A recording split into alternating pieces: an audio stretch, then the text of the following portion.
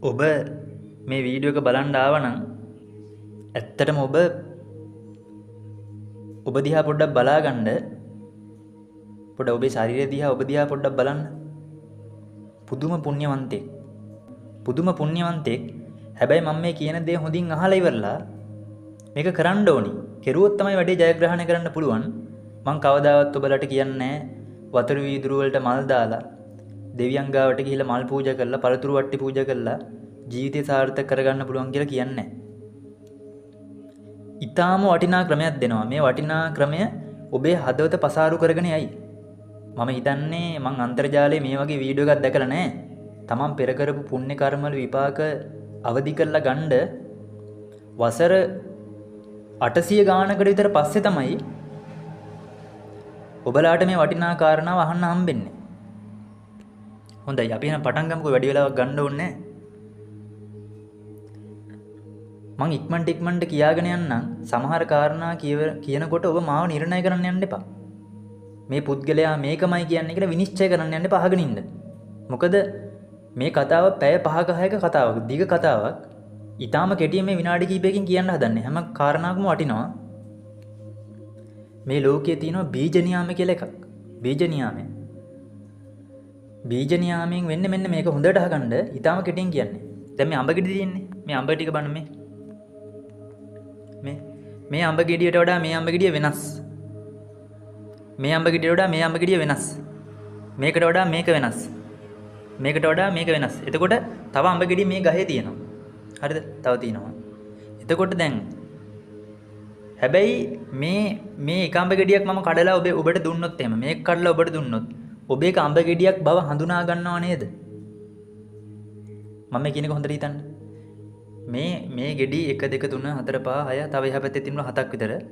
මේ එකක් කඩලා ඔබට දුන්නොත් ඔබ මේක අඹ ගෙඩියක් බව හඳුනා ගන්නවනේ. අන්න ඒ ස්වභාවය.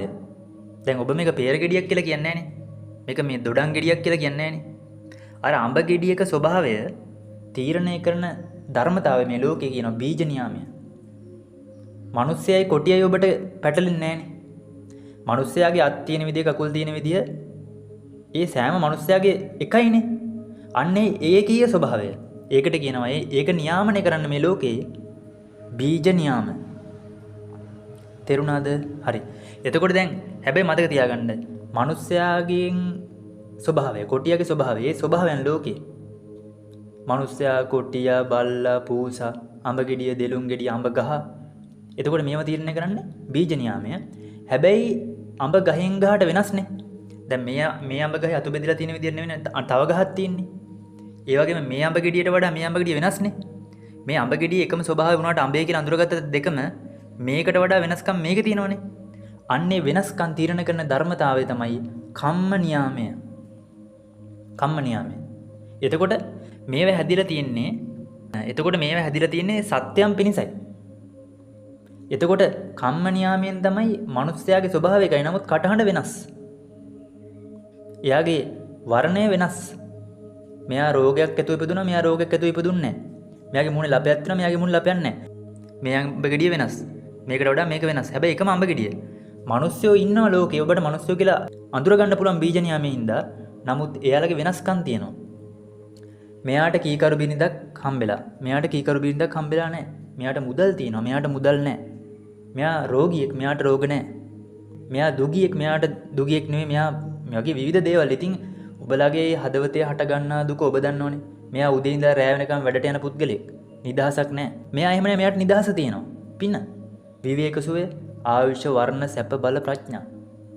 දැන් ඔබට ඕන වෙලා තියෙන්නේ මොකද්ද? තමන් පෙර කරපු පුණ්‍ය කර්ම වල විපාක ඇදලා ගන්න නේද ඕනි? එහෙනම් මොකද්ද ඔබ කළ යුත්තේ? මේ දැවැන්ත කතාවක් කියන්න යන්නේ ගොඩාක් වටිනා හොඳට අහගෙන ඉන්න. දැන් කම්ම නියාමයෙන් ඔබේ පින අදිනවනේ. දැන් හිතන්න ඔබ වගේද එහා පැත්තේ ගෙදර මිනිස්සයා? නෑ. දැන් හිතන්න ඔබ වගේද එහා පැත්තේ ගෙදර මිනිස්සයා? නෑ. දැන් බලන්න මේ විවිධාකාර මිනිස්සු ඉන්නවා. මෙයාගේ තියෙන මෙයාට ලැබිච්ච දේවල් මෙයාගේ ජීවිතේ හට ගන්නා සැප දුක වෙනයි. මෙයාට ලැබිලා තියෙන දේවල් මෙයාගේ ජීවිතේ හට ගන්නා සැප දුක වෙනයි. මෙයාගේ වෙනයි.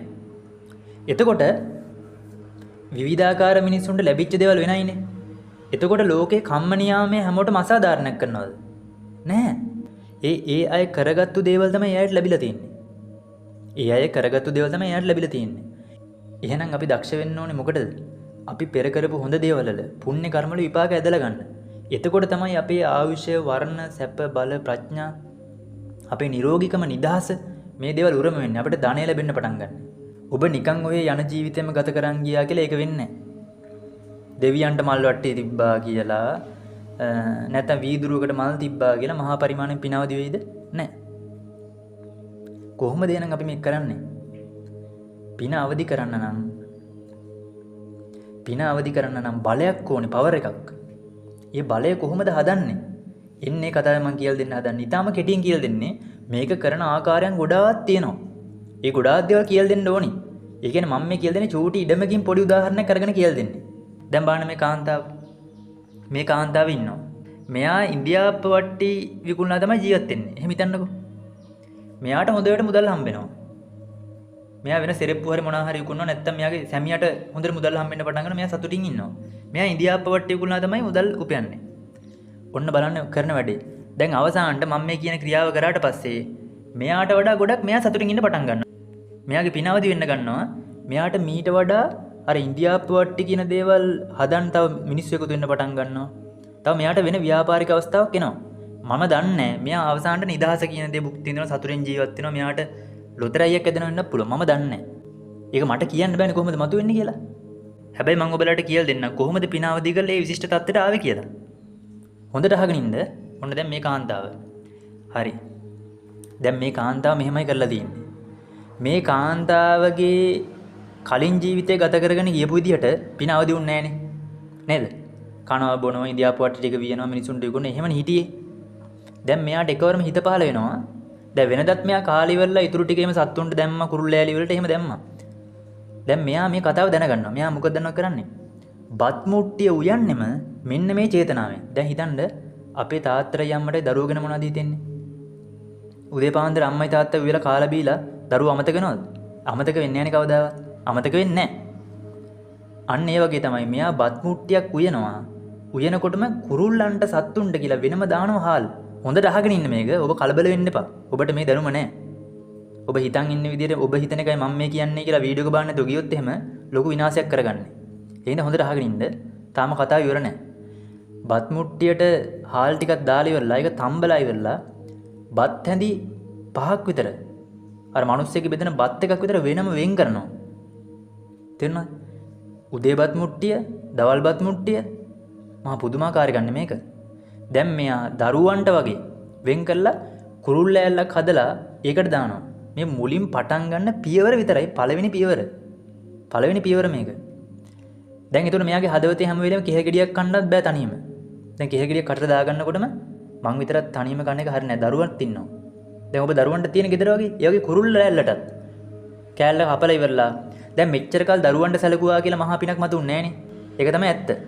ඒ හින්දා මොකද කරන්න ඕනේ? පින්කාරයෝ හොයන්න ඕනේ ඔයා. පින්කාරයෝ දැන් ගවේෂණය කරන්න. ඔයාගේ වටේ පින්කාරයෝ දැන් වට කරගන්නයි හදන්නේ මේ. තාම කියලා ඉවර නෑ හොඳට අහගෙන ඉන්න. කෙහෙල් ගෙඩි භාගයක් කාලේ ඉතුරු කෙහෙල් ගෙඩි භාගයක් ගිහිල්ලා ලෑල්ලට දානවා. ගස්ලපු කෑල්ලක් හම්බ වෙනවා. ගස්ලපු ගෙඩියක් ගෙදරට ගේනවා. ඒකෙන් අර මිනිස්සුන්ට දෙනා වගේම කෑල්ලක් අලුත් කෑල්ලක් කපලා ගිහලා තියනවා කුරුල්ල ඇල්ලේ. මෙන්න මේ විදිහට කාලේ වෙලා ඉතුරු ටික නෙවෙයි කාල වෙලා අප්පිරිය වෙලා ඉවරලා ඉතුරු ටික තිබ්බහම ඒ කියන්නේ ඔබට ලැබුණොත් දෙන්නේ නැහැ කියන එකනේ. දැන් හිතන්නකෝ අපි කාලේ ඉවරලා ඉතුරු ටිකෙන් පොඩ්ඩක් ලස්සනට කෙහෙල් කණක්ම තියනවා වෙන්න පුළුවන් ඒත් වැඩක් නැහැ. ඒ කියන්නේ ඉතුරු ටික කෙහෙල් කණක් තිබ්බත් වැඩක් නැහැ. ඒ කියන්නේ ඔබට ලැබුණොත් එම ඔබ හොඳට භුක්ති විඳලා අනිත් අයට දෙන්නේ. ඒ ස්වභාවය තුල ඔබ ගාවට එන්නේ නැහැ කවදාවත් ලබන්න සුදුසු කට්ටිය එන්නේ නැහැ. මොකද ඒක සාර්ථක නැහැ. ඔබ කනකොටම නොදී නොකන ස්වභාවයක් තියෙන්න ඕනේ. ඒ කියන්නේ ඔබට තියෙන්නම ගෙදර බත්තට දෙකයි නම් බත්තට එකක් දෙන්න ඕනේ. අන්නේ ස්වභාවය. මුලින් පටන් ගත්තීමේ නැතිබරියට මේක එන්නේ. මම කියන දේ හොඳට අහගන්න. නැතිබරි කෙනා කොහොමද ඉහළට යන්නේ කියන කාරණාව. එතකොට ඔන්න බලන්න මුලින්ම මයිනෙක් එනවා. ගිරවෙක් එනවා. ලේනෙක් එනවා. දැන් ටික ටික මෙයා දෙන්න පටන් අරන්. දැන් මෙයාට උදේ පාන්දරම මතක් වෙන්නේ සත්තු. දරුවන්ටත් දෙන්න ඕනේ සත්තුන්ටත් දෙන්න ඕනේ. එතකොට මෙයා උදේ පාන්දර වත්තු යන්නේ සත්තුන්ටයි මිනිසුන්ටයි ඔක්කොටම. ඒ බත්තු එළිවල උණ්ඩ දාන අනිවාර්යෙන්ම. අන්න බලන්නකෝ මේ සත්තු ටිකේ චිත්තසංතානයේ ඒ සිතේ හට ගන්නවා මොකද්ද? මං අනිවාර්යෙන්ම යන්න ඕනේ උදේ පාන්දර මතක් වෙන්නේ මේ මෙයාගේ නම බලන්න. මෙයාගේ නම නිරෝෂණං. නිරෝෂාගේ ඉඩම මතක් වෙන්නේ. එතකොට පින තියෙන සත්තු පොළොව ආහාර ඉඩම් ගොඩකට පියාඹලා ගිහලා කෑම හොයාගන්න වා කියන්නේ ගොඩක් පවනේ සත්තුන්ගේ නිදහසක් නැහැනේ. හැබැයි නිරෝෂාගේ ඉඩමට ගාවට එන්නේ පින්කාර සත්තු. ලබන්න සුදුසු සත්තු ඔක්කොම ලෑල්ලේ තියෙනවා. කන්න විතරයි තියෙන්නේ. අවසානට නිරෝෂා ලෑලි දෙක තුන හදලා. එතකොට නිරෝෂාගේ ඉඩමට ගොඩාක් සත්තු වෙන්න පටන් ගන්නවා. පොඩි පොඩි සත්තු වර්ග ගොඩාක් එන්න පටන් ගන්නවා. එතකොට මේ සත්තුන්ට ලැබෙන්නේ නිරෝෂා හින්දාද? ඔව් ඒ පළවෙනි හේතුව. හැබැයි මතක තියාගන්න සත්තුන්ට ලැබෙන්නේ එයාලගේ පින හින්දා. නිරෝෂාගේ ඉඩම හම්බෙන්නේ ඒ හැමදේම වෙන්නේ එයාලගේ පින හින්දානේ. එතකොට එයාලා හැමදේමත් එන්න පටන් ගන්නවා. දැන් ගොඩක් ලේන්නු 50යි, මයිනෝ 500යි, ගිරව් 500යි ඔය වගේ ලොකු ආයෝජනයක් පටන් අරගෙන මාස 3-4ක් යනකොට උන්ගේ හිතවල දරුවෝ වගේ උදේ පාන්දර ඔක්කොම එනවා මේ වත්තට. දැන් නිරෝෂා අනිවාර්යෙන් උයනවා. කෙහ ගෙඩියක්වත් කන්නේ නැහැ. ඒ කියන්නේ මෙයාලට දෙන්න ඕනි කියන එක. ඉතුරු වුණොත් දෙනවා කියන කෙනාගේ චිත්තසංතානය අරකට ගැලපෙන්නේ නැහැ. ඉතුරු වුණොත් නේ දෙන්නේ. ඒක හරියන්නේ නැහැ. ඉතුරු වුණොත් දෙනවා කියන මනස තියෙන තාක්කල් ඔබට ලැබෙන්නේ නැහැ. ඒ කියන්නේ ඔබ කවදාවත් ඉතුරු වුණොත් කියන ස්වභාවය තුළ මුදල් ඔබට ලැබුණට වැඩක් නැහැ. ඔබ ඒව දෙන්නේ නැහැ. ඔබ අතිරික්තයමනේ දෙන්නේ. තේරුණා මම කියන එක හොඳට හිතන්න. නැති බැරි කෙනාට ඉතුරු වුණොත් දෙනවා කියන මනස දැන් කෙහෙල් ලැවරියක් ගේනවා. කෙහෙල් ලැවරි කෙහෙල් ගෙඩි ටිකක් කාලේ ඉවරයි. ඒකට කන්න කවුරුත් නැති හින්දා දානවා සත්තුන්ට. වැඩක් නැහැ. වැඩක් නැහැ. ඒ කියන්නේ කවුරු කන්න හිටියනම් ඔබ එයාලට දෙනවනේ. ඒ කියන්නේ ඔබට කන්න පුළුවන් නම් ඔබ කනවනේ. තේරුණා? ඉතින් අර ඔබේ පින උපරිම භුක්තිය විඳලා ඉවරලා ඉතුරු බාහිර විසිකන්න දින්න ටිකනේ දෙන්නේ. දැන් ඒ වගේ නෙවෙයි. ඔබ කෙහෙල් ඇවරිය ගත්තු ගමන්ම ඔබ විතරයි නම් ඉන්නේ කෙහෙල් ඇවරියෙන් කඩනවා. ඔබ කෙහෙල් ගෙඩි 3ක් විතර තියන ඔක්කොම කඩලා ඔක්කොමකින් සතුටුන දෙන්නේ. අන්න ඒ ස්වභාවය මම මේ කියන්නේ. ඒ කියන්නේ ඔබට කණ්ඩ තියෙන එකෙන් ප්‍රමාණයක් කැප කරන්න පුළුවන් ස්වභාවයක් හදවතේ හැදෙන්න ඕනේ.